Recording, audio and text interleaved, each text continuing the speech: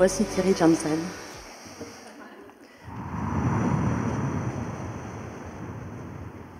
Le plus important dans la vie, c'est de prendre sa place. Prenons notre place.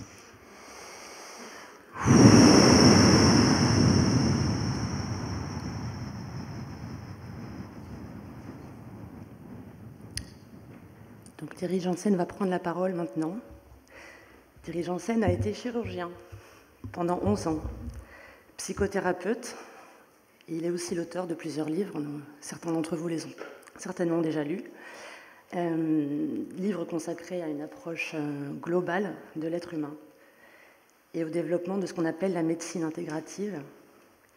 Et il prend souvent la parole, il milite pour une vision plus spirituelle de la société.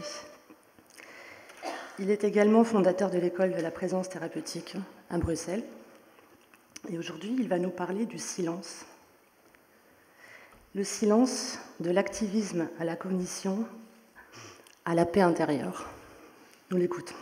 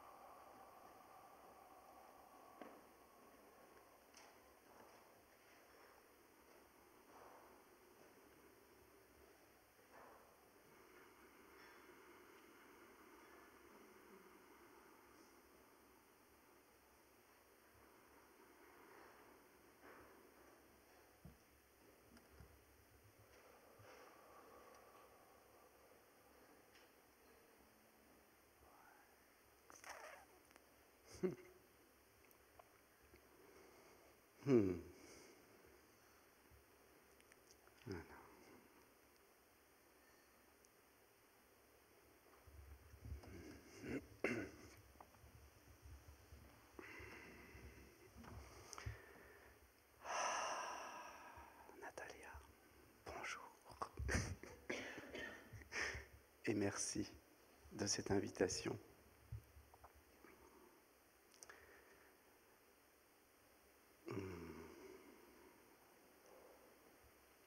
C'est toujours bon de se retrouver en famille. Et j'ai l'impression que j'ai été invité à rencontrer une partie de ma famille. Mais j'ai été très interpellé de voir que cette partie de ma famille, ici en tout cas, est vraiment très féminine. Il y a beaucoup de femmes et peu d'hommes. Et en tant qu'homme, je le regrette toujours.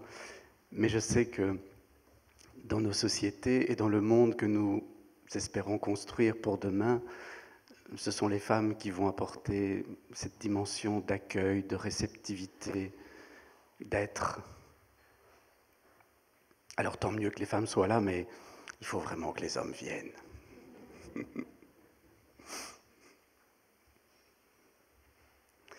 J'ai l'impression d'être en famille parce que lorsque, en 2006, j'avais publié un livre qui s'appelait « La solution intérieure vers une nouvelle médecine du corps et de l'esprit », j'ai reçu énormément de courriers de sophrologues qui étaient chagrinés parce que dans ce livre, je ne parlais pas de la sophrologie, alors que c'était un livre qui dressait une forme de tableau très vaste de ce que nous pourrions utiliser pour enrichir nos approches médicales habituelles, dites scientifiques. Et j'ai regretté de ne pas avoir nommé ou explicité un peu plus à propos de la sophrologie dans ce livre. Et en même temps, il y avait une raison que je n'avais même pas réfléchie, mais qui est apparue. C'est que le livre avait comme ambition non pas de convaincre, mais de créer un pont entre deux cultures, la culture médicale traditionnelle, dite scientifique, et puis une culture beaucoup plus ancienne quelque part, beaucoup plus traditionnelle pour le coup, qui faisait partie du patrimoine thérapeutique de l'humanité et qui permettait d'intégrer dans le champ de la médecine conventionnelle toutes sortes d'approches dites non conventionnelles, qui allaient du yoga à la méditation jusqu'aux thérapies psychocorporelles, etc. Et lorsque j'ai voulu créer ce pont, il a s'agi de parler avec le langage de la médecine scientifique. Et la sophrologie, à ce moment-là, n'avait pas encore produit beaucoup d'études qui permettaient de créer ce pont. Et donc, naturellement, je ne me suis pas intéressé.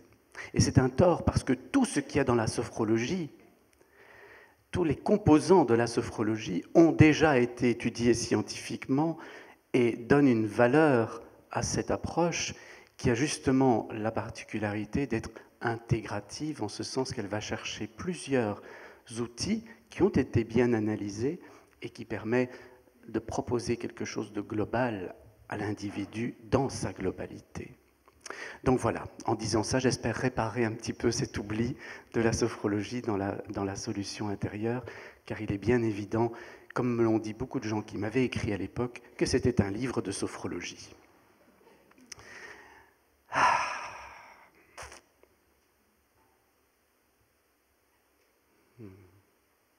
Alors je suis censé vous parler du silence. Et donc, je crois qu'on va rester silencieux.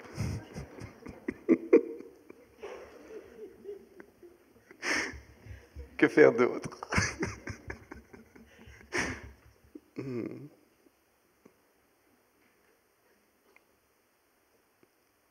Mais j'avais un ami guérisseur qui disait, tu sais, il faut toujours rentrer par la porte qui est ouverte. Et il est vrai que nous autres humains qui avons ce cortex qui pense, dans une culture qui a valorisé la pensée, la porte qui est grande ouverte, c'est celle des concepts, c'est celle des mots, c'est celle des idées. Et donc, je vais quand même faire l'effort de vous parler du silence en mots, en concepts, mais c'est absurde.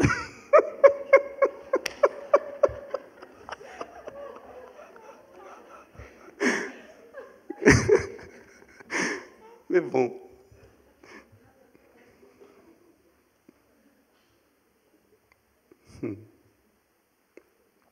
Le silence est devenu la chose la plus importante dans ma vie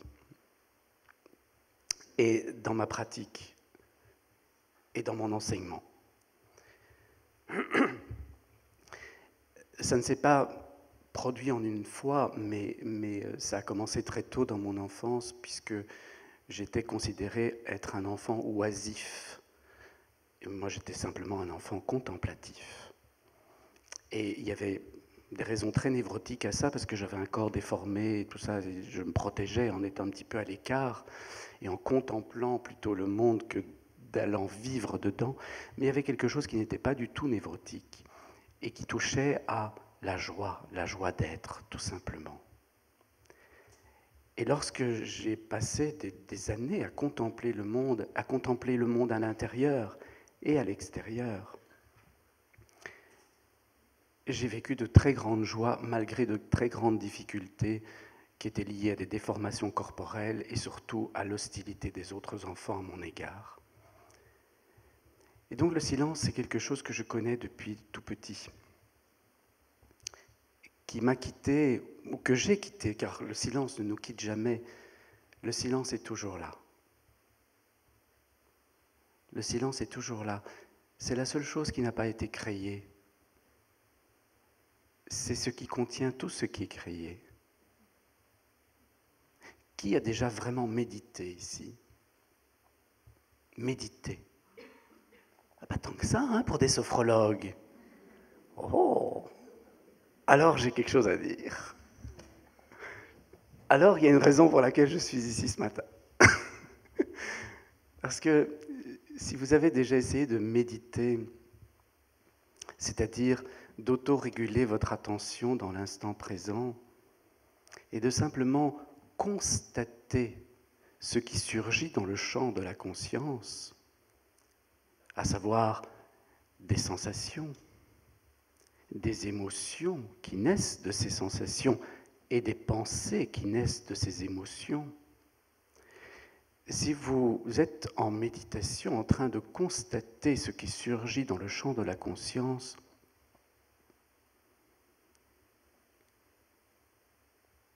certains pensent qu'il faut faire du silence. Ça ne marche pas.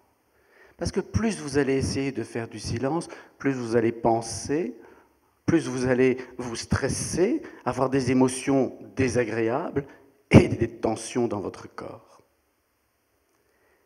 Il ne s'agit pas de faire le silence, il s'agit d'écouter le silence qui est déjà là et de plonger dedans.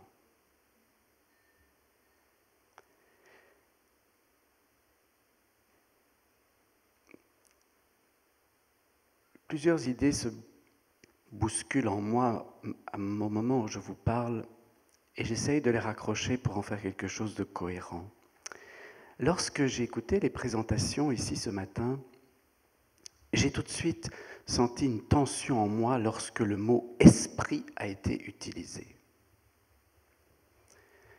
Le mot « esprit » est une très mauvaise traduction du mot « mental ». Et en français, je crois que ça crée une immense confusion qui pourrait même jouer contre ce que nous essayons d'apporter au monde à travers nos approches et en particulier la sophrologie. Je vous invite à ne plus utiliser ce mot aussi fréquemment que nous le faisons. Même dans le sous-titre du livre « La solution intérieure vers une nouvelle médecine du corps et de l'esprit », c'était une erreur dont j'étais conscient, mais mon éditeur voulait qu'on utilise ce mot, car il disait que les publics francophones ne comprendraient pas. Parce que l'esprit, pour beaucoup de gens, c'est le mental. Les anglo-saxons n'ont pas cette difficulté, puisqu'ils ont un mot tout à fait spécifique pour parler du mental, qui est le mind. Et on va parler d'une connexion corps-esprit en tant que connexion body-mind. Eh bien, ce matin, quand j'entendais le mot esprit, je disais non, il faudrait qu'on parle du mental, du corps, des émotions et de la pensée, des phénomènes mentaux. Lorsque on s'intéresse au silence, il est important de faire cette distinction. Parce que lorsque vous êtes en méditation, c'est-à-dire simplement présent à ce qui est, et que vous constatez, que vous ressentez les sensations corporelles, que vous éprouvez les émotions qui les accompagnent, et que vous voyez des images ou que vous entendez des pensées commencer à résonner sous les os de votre crâne, si vous voulez ne pas tomber dans le piège du mental, il va falloir le laisser tomber et aller dans l'esprit. Qu'est-ce que ça veut dire?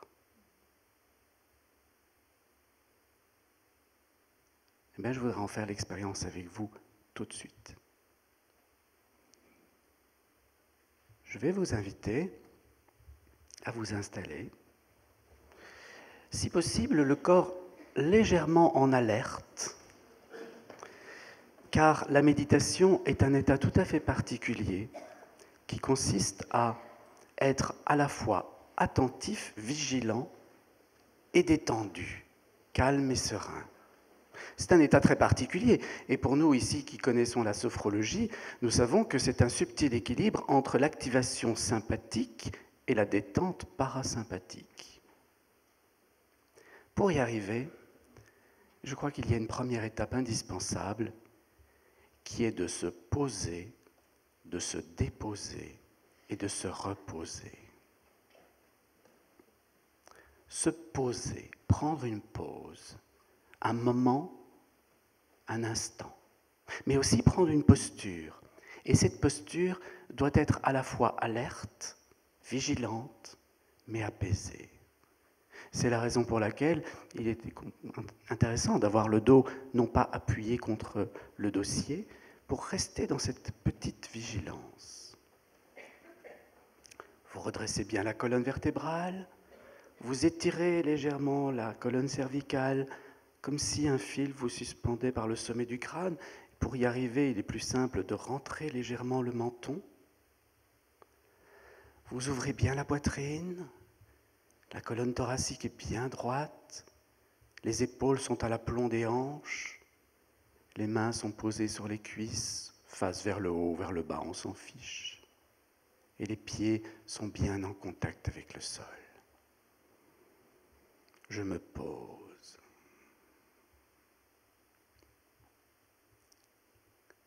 Et je vous invite alors à porter votre attention sur la respiration, sans chercher à en influencer les mouvements, ni l'amplitude, ni l'intensité.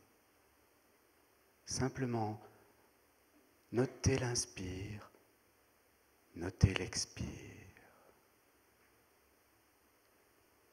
Et inlassablement, constatez les mouvements respiratoires. Je me dépose. Inévitablement, je vais percevoir des sensations, des émotions, des images, des pensées. Je ne peux pas les empêcher, mais je peux choisir de ne pas m'y attacher.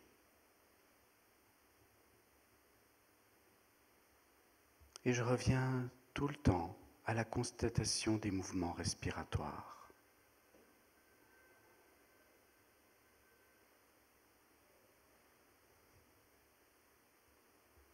Je me repose. Car prendre conscience de la respiration rééquilibre l'activité sympathique et parasympathique, la balance entre les émotions agréables et désagréables. Et nous retrouvons une capacité de détente tout en restant présent, alerte et attentif au mouvement de la respiration.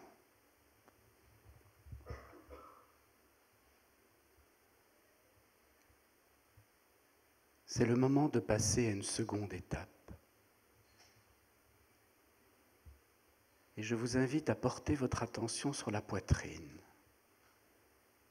entre les deux seins, dans cet endroit que les orientaux appellent le chakra du cœur.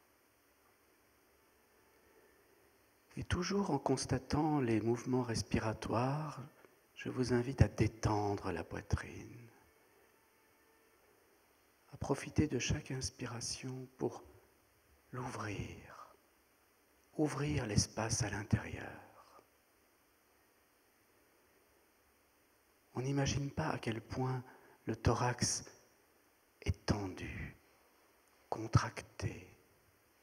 N'hésitez pas à ouvrir de façon un petit peu caricaturale au début, comme si un ballon se gonflait à l'intérieur de vous et repoussait le sternum vers l'avant, la colonne thoracique vers l'arrière, les côtes sur le côté, le diaphragme vers le bas. Ouvrir, ouvrir, ouvrir à l'inspire et relâcher à l'expire.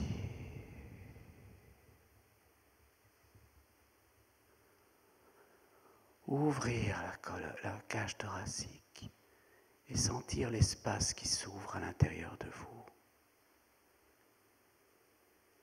Et laissez circuler l'énergie qui se dégage là. C'est l'énergie de l'acceptation sans condition.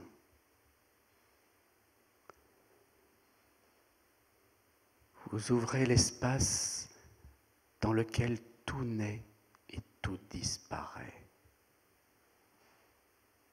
L'espace de la conscience.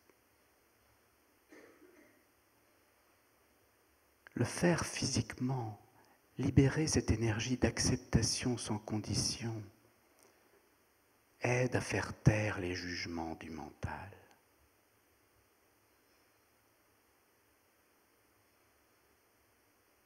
Et nous pouvons alors dégager cette énergie que l'on appelle l'amour inconditionnel.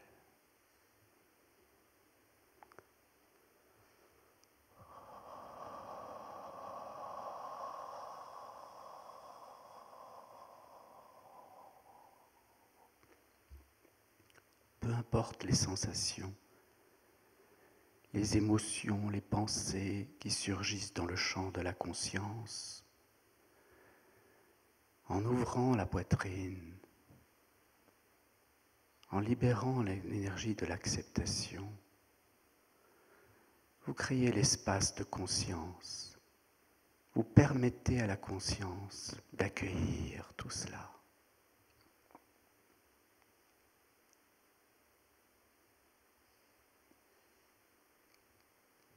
Et l'apaisement est de plus en plus grand.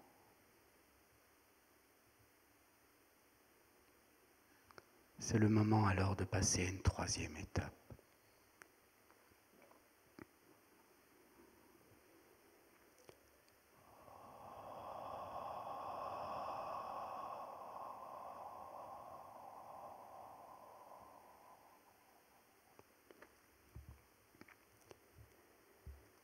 Au lieu de focaliser votre attention sur les sensations, les émotions, les images et les pensées,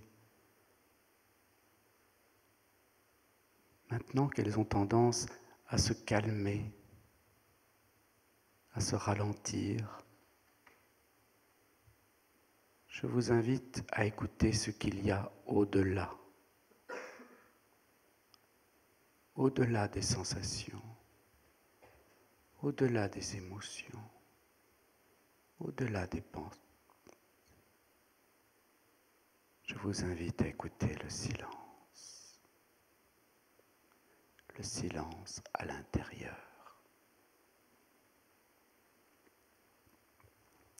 Peu importe qu'il y ait du bruit à l'extérieur, peu importe qu'il y ait du bruit à l'intérieur à cause des sensations, des émotions et des pensées,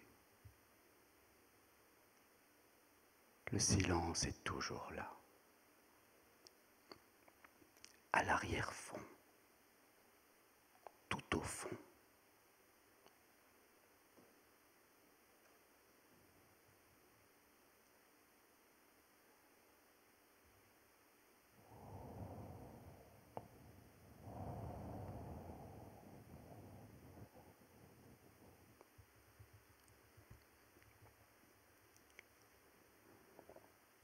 Ce silence est pure conscience. Il était là avant que nous existions et il sera encore là après que nous ayons cessé d'exister.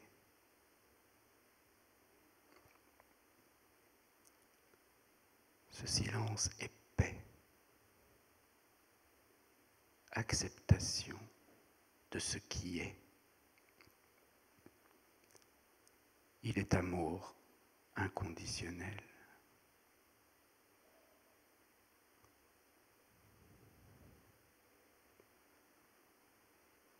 Et alors peut-être, vous aurez la chance de vivre la quatrième étape.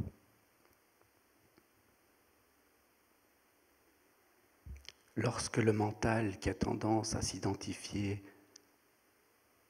à ce qui se produit dans le champ de la conscience, ce mental qui croit qu'il est colère, ce mental qui croit qu'il est ce qu'il pense, ce mental qui s'identifie aux sensations, aux émotions, aux pensées.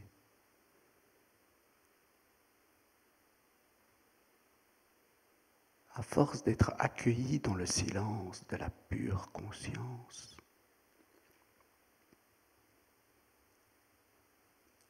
il finit par s'identifier au silence.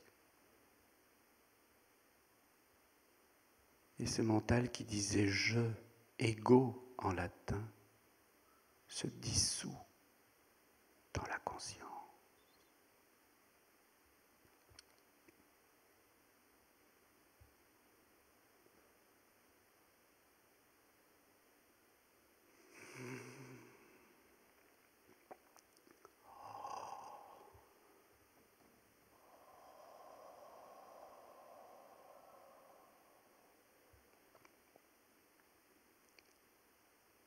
furtivement, lorsque ces moments de dissolution se produisent.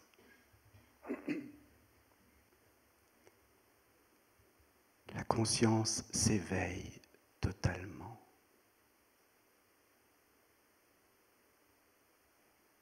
La conscience ne pense pas, elle constate. La conscience contemple, accueille, contient.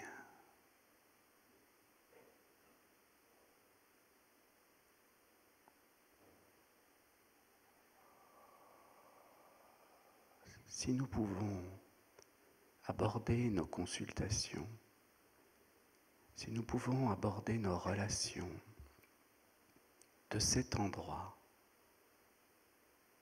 tout change. Car les conditionnements du mental, notre personnalité qui dit je, ego, ne peut plus réagir automatiquement. Il y a un espace en nous. Nous devenons cet espace, l'espace de la liberté et du choix, non plus de réagir automatiquement, mais d'agir dans la conscience.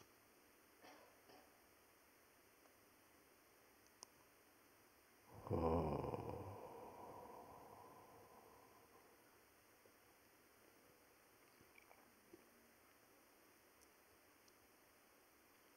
Une petite pratique comme celle-ci vaut sans doute mieux que tous les discours.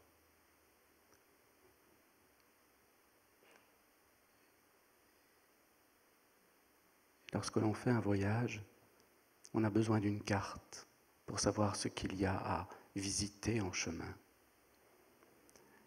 Je me suis donc permis de parler pendant cette pratique pour vous montrer ce qu'il y avait à voir, à expérimenter.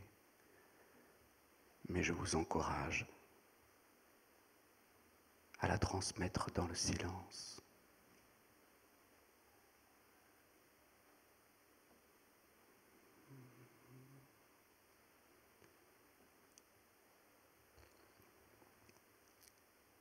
Et vous verrez, vous sentirez très probablement une émotion tout à fait particulière naître à ce moment-là, qui est la joie. La joie n'est pas le contraire de la tristesse. Le contraire de la tristesse, c'est la colère.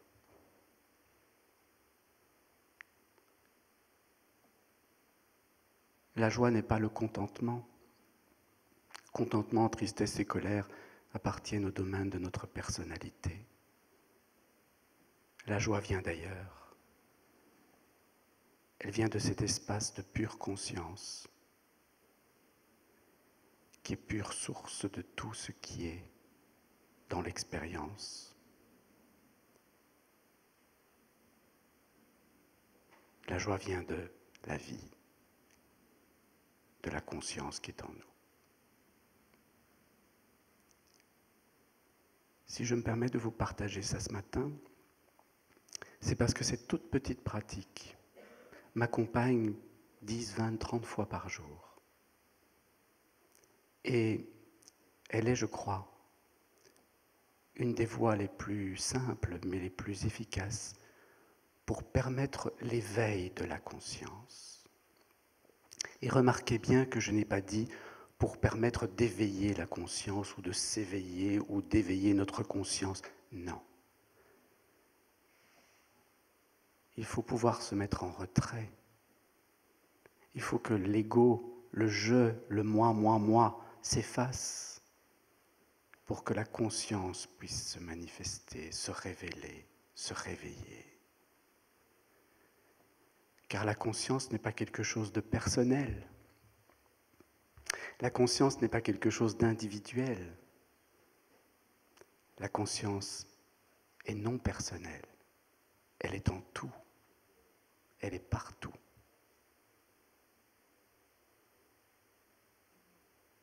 elle est en chacun de nous. Tout au fond, elle est silence, paix et amour inconditionnel.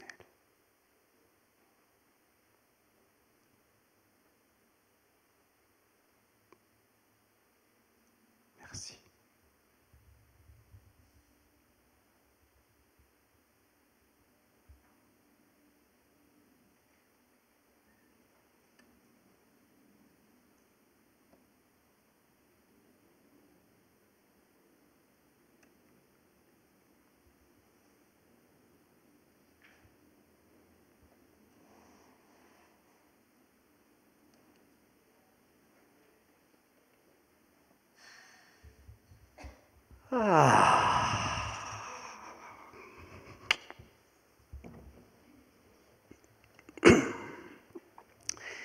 Est-ce que j'ai encore quelques minutes ou pas? Oui? Parce que s'il y en a, moi j'aimerais bien que vous puissiez prendre la parole. Si quelqu'un... il y a un micro. Mon micro peut servir d'ailleurs. Hein? Moi je peux prendre un autre. Oui? Ah ben il y en a un autre. Si quelqu'un veut prendre la parole pour partager quelque chose sur l'expérience vécue, ou une réflexion, une interpellation, une contradiction, tout est bienvenu dans la conscience. Oui. Attendez, on va vous donner le micro parce que sans ça, moi je vais peut-être entendre, mais après personne ne va entendre. Je trouve qu'il y a une conscience personnelle. C'est pas.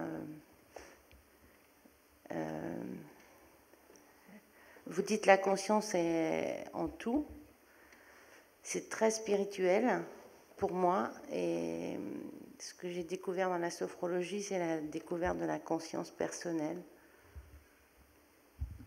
Oui, et la sophrologie a cette merveilleuse proposition d'aller par étapes.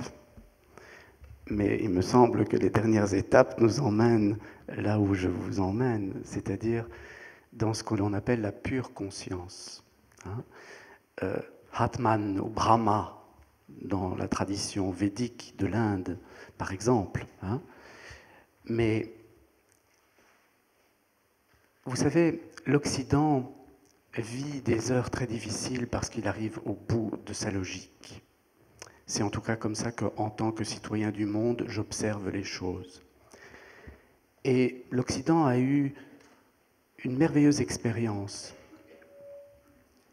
qui a été celle de l'exploration du mental, des capacités du mental à innover, inventer, produire et faire consommer. Mais nous commençons à voir les limites de ce système. Sigmund Freud, au début du XXe siècle, fin du XIXe, a voulu ouvrir une porte en disant « Attention, parce qu'il y a toutes sortes de choses en nous qui ne sont pas conscientes et qui mériteraient d'être éclairées, amenées à la conscience. » Et il a voulu faire ce que d'autres traditions que la nôtre faisaient depuis longtemps, c'était écouter le monde plutôt que le penser. Penser le monde, c'est quelque chose de nouveau. C'est quelque chose qui date de 2500 ans. Ça a commencé en Grèce, au 5e siècle avant Jésus-Christ, lorsque les philosophes ont dit « il ne faut pas écouter le monde, il faut le penser ». Démocrite, le premier, qui dit « le monde est un ensemble d'atomes ». Un ensemble de plus petites parties divisibles, atomos. On n'avait pas de microscope pour le voir, mais c'était un concept. Fatalement, le monde devait être divisible en petites parties, atomos. Mais avant eux, avant ces philosophes grecs, les sages, qui ne sont pas des philosophes, des sages qui ne pensent pas, qui font l'expérience, notamment à travers l'expérience contemplative, ils ne pensaient pas le monde, ils écoutaient le monde. Ça se passait en Égypte ancienne, dans l'Inde védique, dans la Chine impériale. Toutes ces grandes civilisations qui ont été très pérennes et très stables pendant 2000, 3000 ans parfois. qui, de notre point de vue, paraissent un petit peu monotones, puisqu'elles étaient dans la transmission d'une tradition pour garder la pérennité. Avec des rituels d'ailleurs qui, tous les matins, on ouvrait la statue, le tabernacle, la statue du Dieu, les rayons du soleil, tous ces rituels pour rester connectés au monde dont on écoutait la logique et qu'on essayait de se mettre dans le jeu à la juste place qu'il nous était réservé. Et puis, rupture, au 5e siècle avant Jésus-Christ, quand les philosophes disent non, non, non, non, on va penser le monde. Et à force de le penser, on va le comprendre et on va le contrôler, on va le dominer. Et c'est la merveilleuse histoire de l'Occident, où nous sommes arrivés à dominer les lois de la nature d'une façon assez stupéfiante, jusqu'à aller sur la Lune, à échapper à la loi de l'attraction terrestre. Bravo. Mais, comme je le disais, en tant que citoyen du monde, je commence à voir les limites de ce système. Or, pour revenir à Sigmund Freud, il a essayé de nous montrer ça, mais avec ses outils à lui, qui étaient imparfaits, parce qu'il était complètement conditionné par sa culture du 19e siècle, une culture qui se voulait scientifique, analytique, à tout couper en petits morceaux. Et Freud a créé une psychanalyse qu'il pensait être une science, qui était plus de l'ordre de la philosophie. Et deux de ces dissidents, à savoir Carl Gustav Jung et Wilhelm Reich, sont venus montrer quelque chose d'autre à l'Occident. Reich a dit « le corps est important ». Parce que tout ce qui est vécu de façon non consciente est vécu aussi dans le corps. Et Jung a dit, et l'esprit est important. Parce que ce que Freud étudie, c'est le mental, c'est la névrose, c'est les peurs de l'individu qui a peur de perdre son identité, son individualité, renforcée dans une culture très individualiste, la culture occidentale. Et du coup, on est là dans nos névroses, et Freud pouvait aborder la névrose, mais ne pouvait pas aller au-delà. Dans la question, non pas simplement de l'analyse de nos défauts, de nos difficultés, de nos pathologies, mais dans l'attribution d'un sens à l'existence. Et Jung a fait ce très beau travail d'aller voir dans toutes les cultures comment on touchait à cette dimension qui était non pas du mental, mais de l'esprit, spiritus en latin, le souffle. Et donc, bien sûr, la dimension spirituelle, qui n'a rien à voir avec la religion. Et c'est là d'une grande confusion dans notre monde, c'est que nous croyons que spirituel veut dire religieux. Non, les religions peuvent donner accès à une spiritualité, mais elles peuvent aussi nous en éloigner si elles restent des concepts mentaux. Une religion ne peut être spirituelle que si elle a une pratique. Et c'est pour ça que nous sommes tant inspirés, je crois, par les bouddhistes aujourd'hui, parce qu'ils proposent une pratique spirituelle, qui est la méditation. Et je suis d'accord avec vous pour dire qu'il y a une conscience individuelle, personnelle, mais ce n'est pas la conscience. C'est une conscience. La conscience est quelque chose de beaucoup plus subtil, de beaucoup plus fondamental et essentiel qui se retrouve à tous les niveaux du vivant, mais qui va être traduite différemment en fonction du dispositif que le vivant a créé dans sa complexité. Nous avons un cerveau pour mettre des mots sur notre expérience, mais les animaux ne sont pas moins conscients de ce qui se passe, même s'ils ne mettent pas de mots sur l'expérience. Ils en sont à ce point conscients qu'ils peuvent avoir des réactions immédiates, même des transformations corporelles, même le pelage peut changer ou la forme de certains insectes peut muter en quelques secondes parce qu'ils ont pris conscience d'un signal, d'un danger, d'une interaction.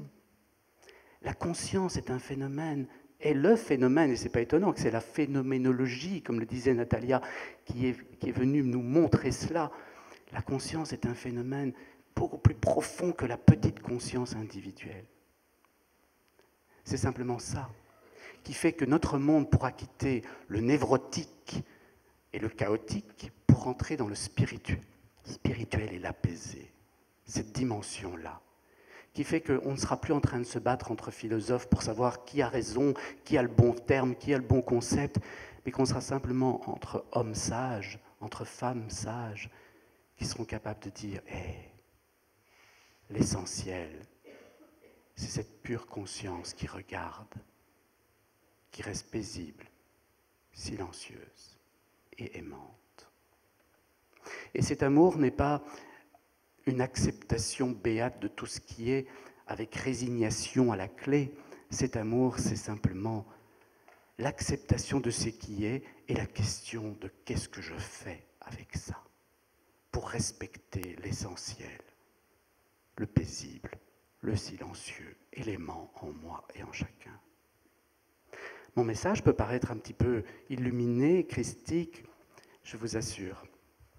Il est très ancré dans les consultations au quotidien, avec les gens en souffrance, avec les gens qu'on accompagne dans la mort, avec les étudiants, dans l'école de la présence thérapeutique. Beaucoup de sophrologues la fréquentent, mais plein de chirurgiens, d'infirmières.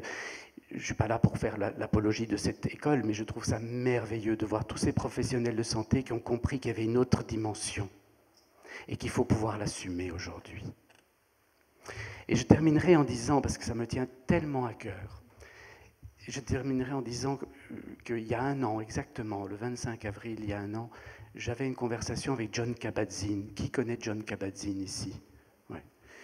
Il y a plus de gens qui connaissent Jon Kabat-Zinn que ceux qui pratiquent la méditation. Pourtant, Jon Kabat-Zinn, c'est un biologiste américain qui a eu l'intelligence, parce qu'il avait cette pratique bouddhiste de la méditation, il a eu l'intelligence d'essayer de la débarrasser de tout son aspect folklorique. Et le mot folklorique n'est pas péjoratif, il est simplement folk, populaire. Hein, le décor autour, il a débarrassé la méditation de cela, en disant on n'a pas besoin d'être habillé avec une toge orange pour méditer, ni de se retrouver dans un ashram ou un temple ou un monastère bouddhiste.